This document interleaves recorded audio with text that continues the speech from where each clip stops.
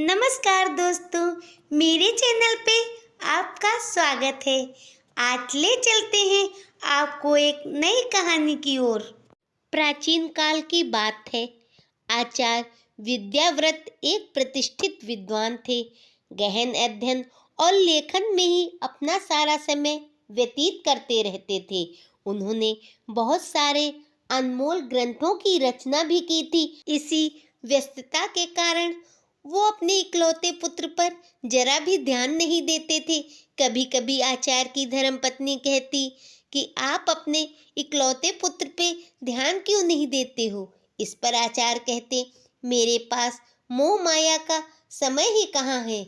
आचार्य सदा ही विद्वानों से घिरे रहते थे तथा राजा के दरबार में भी उनका बड़ा मान सम्मान होता था।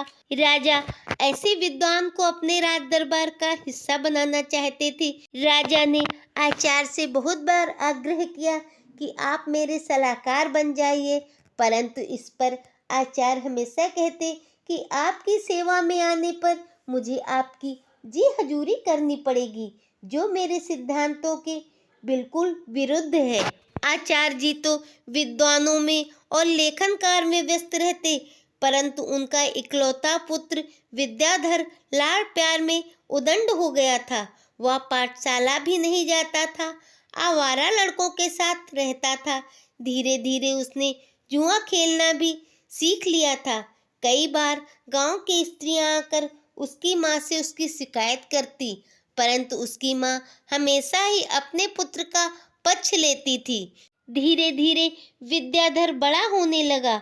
अब वह मदिरापान भी करने लगा था तथा आवारा मित्रों के साथ रहकर चोरी चकारी भी करने लगा था। एक बार वो अपने साथियों के साथ मंदिर में चोरी करने गया।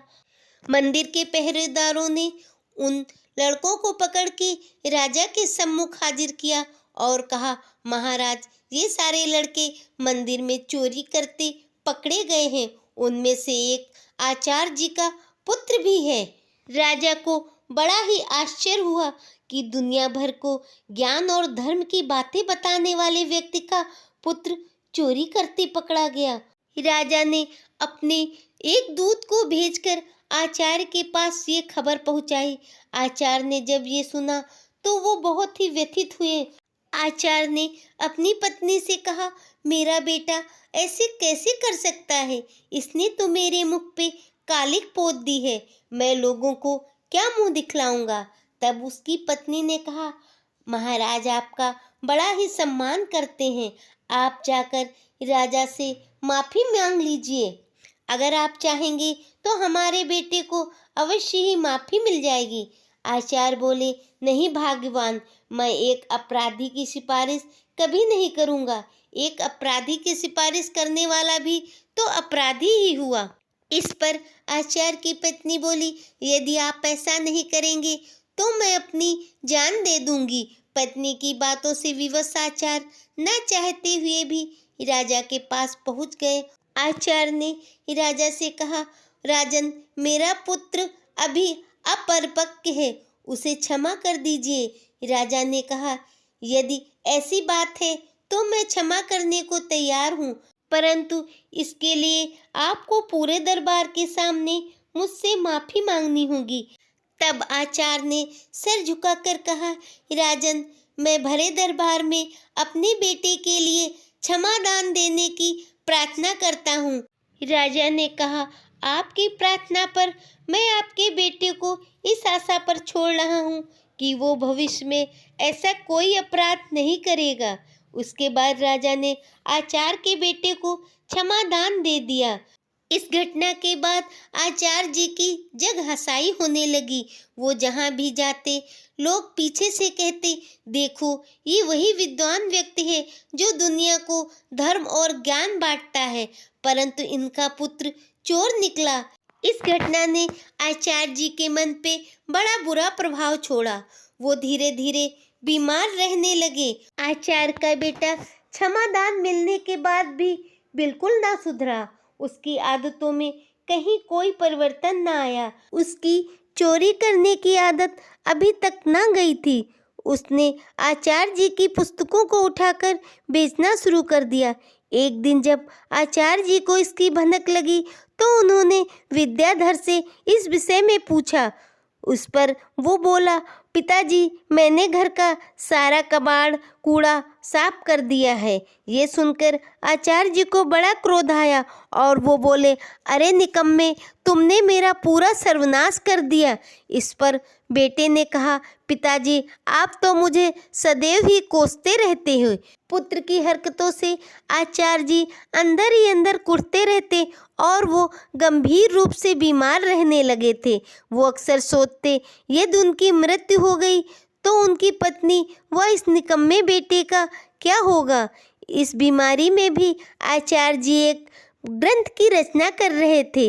बीमार होने के बावजूद वो दिन रात उसे लिखते रहते। एक दिन उनका ग्रंथ पूरा हो गया और वो सोचने लगे, शायद मेरा जीवन भी पूरा होने वाला है। आचार्य ने अपने बेटे को बुलाया और ग्रंथ देते हुए कहा, बेटा, अभी भी समय है, तुम संभल सकते हो। तुम्हारी बर्बादी मेरी लापरवाही का नतीजा है। तुम्हें देने के लिए मेरे पास इस ग्रंथ के सिवाय और कुछ नहीं है। विद्याधर ने वो ग्रंथ ले तो लिया, पर मन ही मन सोचने लगा, ये पोथी मेरे किस काम की है। मैं तो पढ़ा लिखा भी नहीं हूँ। काश इस पोथी की बजाय कोई मोटी रकम मिलती तो कितना अच्छा रहता। अगले दिन आचार्य जी की मृत्यु हो गई। घर में दुखों का पहाड़ टूट गया, परंतु विद्याधर पर कोई फर्क ना पड़ा। वो तो अपने पिता के सामान में धन की तलाश करने लगा। ओह, पिताजी ने तो एक ढेला भी मेरे लिए ना छोड़ा। ये सोचकर वो और अधिक कुढ़ गया था। कुछ समय बीता और माँ बेटे को खाने के लाले पड़ने लगे। एक दिन माँ ने विद्याधर से कहा, तुम कुछ कमाकर क्यों नहीं लाते हो? यदि ऐसा रहा तो हम भूखे मर जाएंगे। बेटे ने कहा, मुझ जैसे अनपढ़ गवार को कोई नौकरी नहीं दे रहा है। उसकी इस बात पर माँ ने सोचा, क्यों ना मैं महाराज के पास चली जाऊं। महाराज मेरी पति की बहुत इज्जत और सम्मान करते थे। ये सोच वो राजा के पास मदद मांगने चली गई और बोली, महाराज, हम भूखे मर रहे हैं और कुछ मेरी मदद कर दीजिए। राजा ने कहा, तुम्हारा बेटा अब कमाने लायक है, इसलिए मैं तुम्हारी कोई मदद नहीं कर सकता हूँ। माँ दुखी होकर घर लौट आई। विद्याधर ने वो पोथी माँ को दिखाते हुए कहा, माँ, पिताजी ने मुझे ये पोथी क्यों दी है? मेरे जीवन में इस पोथी का क्या काम? माँ बोली, बेटा, तेरे पिताजी के ज्ञान की ये आखिरी निशानी है।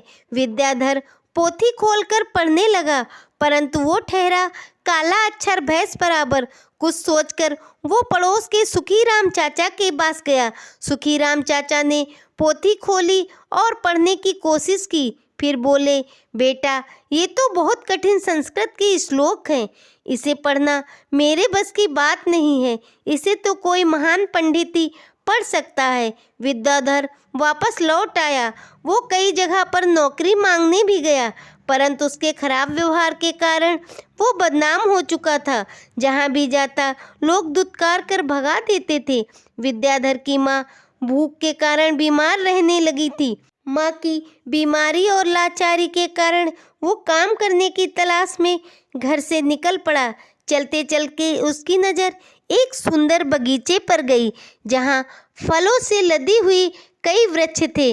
विद्याधर ने कुछ फल तोड़ लिए, परंतु हाय रे किस्मत, पहरेदार ने उसे पकड़ लिया। संयोग की बात, बगीचा महाराज का ही था।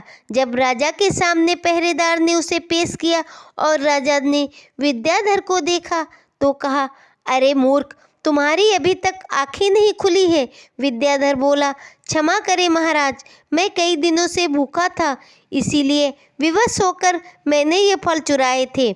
राजा बोला, चुप हो जाओ। अगर तुम आचार्य विद्याव्रत के पुत्र ना होते तो मैं तुम्हें अभी सूली पर चढ़ा देता, परंतु तुम्हारी सजा यही है कि तुम इसी समय मेरा राज्य छोड़ दो। राज दरबार से जब वो घर लौटा तो उसने देखा भूख से उसकी माँ की मृत्यु हो गई थी। वो बहुत ही दुखी हुआ। उसने दुखी मन से माँ का अंतिम संस्कार किया। अपने एक थैले में पिताजी की दी वो पोथी डाली और राज छोड़कर निकल पड़ा। चलते चलते वो एक जंगल में पहुंचा। उसने सोचा फल फूल खाकर ही अपना जीवन गुजार लिया करूँगा। थक कर वो एक वृक्ष के नीचे बैठ गया। उसने थैले से पिताजी की दी वो पोथी निकाली और उलट पुलट कर देखने लगा। पिताजी ने कहा था कि ये एक अमूल ग्रंथ है, काश मैं इसे पढ़ सकता। ये सोच वो पोथी के पन्ने पलटने लगा। अचानक तेज हवा चलने के कारण पोथी के कई पन्ने उड़कर निकल गए। विद्याधर ने उन्हें पकड़ने की बड़ी कोशिश की मगर कोई फायदा ना हुआ। पोथी को वापस थैले में डालकर वो उसी पेड़ के नीचे सो गया। संयोग की बात थी, उसी जंगल में एक युवराज शिकार खेलने के लिए घूम रहा था। तभी पोथी के कुछ पन्ने उड़ते हुए उसके हाथ लग गए। उसने देखा किसी ने सुंदर हस्तलिपि में संस्कृत के श्लोक लिखे हुए हैं, किंतु वह संस्कृत नहीं जानता था। कुछ सोचकर युवराज ने वो पन्ने अपनी जेब में रख लिए और शिकार की तलाश में चल दिया। तभी युवराज की नज़र एक हिरन पे पड़ी।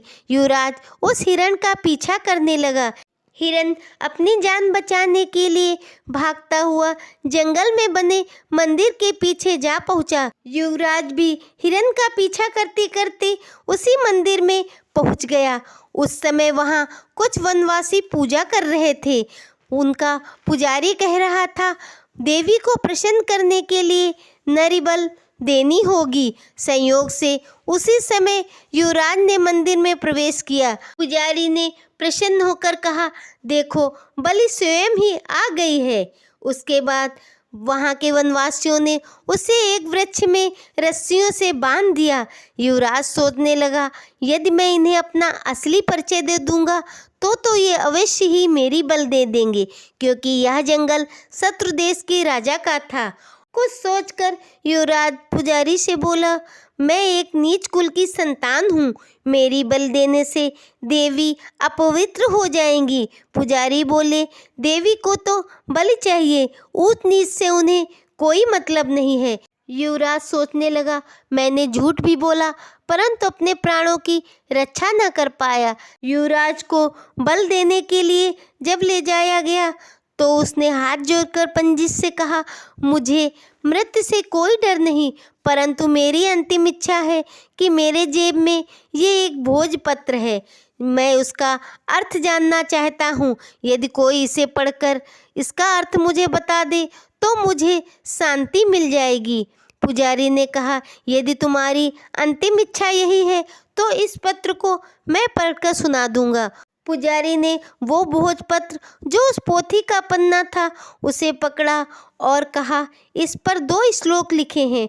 पहले श्लोक का अर्थ है कि एक झूठ कई झूठों को जन्म देता है और झूठे को मुसीबत में डाल देता है, तथा दूसरे श्लोक का अर्थ है किसी के प्राण लेना सरल है परंतु किसी को जीवन देना कठिन है।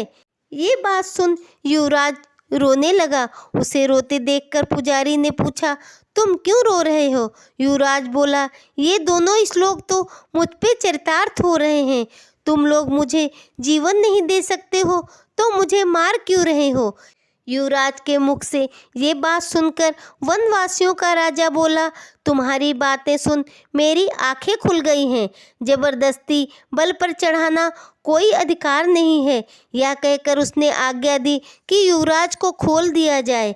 युवराज अपने राजमहल की ओर लौट आया। उस युवराज का नाम कुलभूषण था।